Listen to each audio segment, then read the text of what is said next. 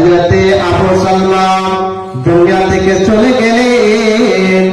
উম্মে সালমা রাদিয়াল্লাহু তাআলা আনহা এবার ধৈর্য ধরতে চালু করলেন, আল্লাহর উপরে ভরসা রাখলেন।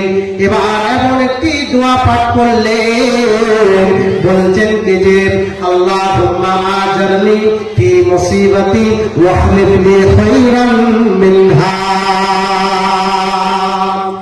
এই দোয়াটি আবু সালমা উম্মে সালমাকে শিখিয়ে দিয়েছিলেন।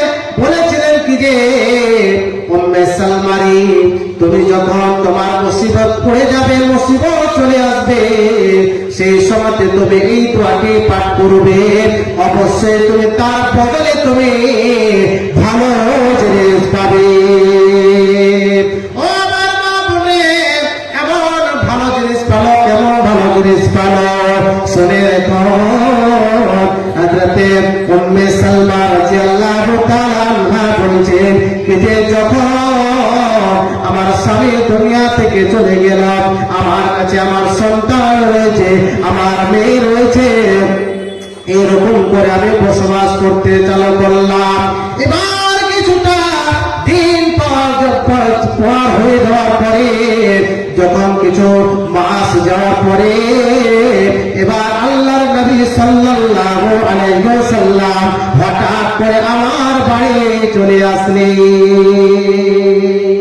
আল্লাহর নবী সাল্লাল্লাহু আলাইহি ওয়াসাল্লাম বলেন, হে উম্মে সালমা, তোমাকে এমন একটি পয়গাম দিতে এসেছি, তুমি কি রাজি রয়েছে বলো? বলছে কি যে ইয়া রাসূলুল্লাহ, ইয়া হাবিবাল্লাহ, আল্লাহর নবী গো অবশ্যই বলেন, বলেন কি আমার জন্য সুসংবাদ নিয়ে এসেছেন বলেন। আল্লাহর নবী সাল্লাল্লাহু আলাইহি ওয়াসাল্লাম বলেন, উম্মে সালমা রে, তোমার জন্য সুসংবাদ এটাই যে তোমাকে আমি বিবাহের পয়গাম দিচ্ছি।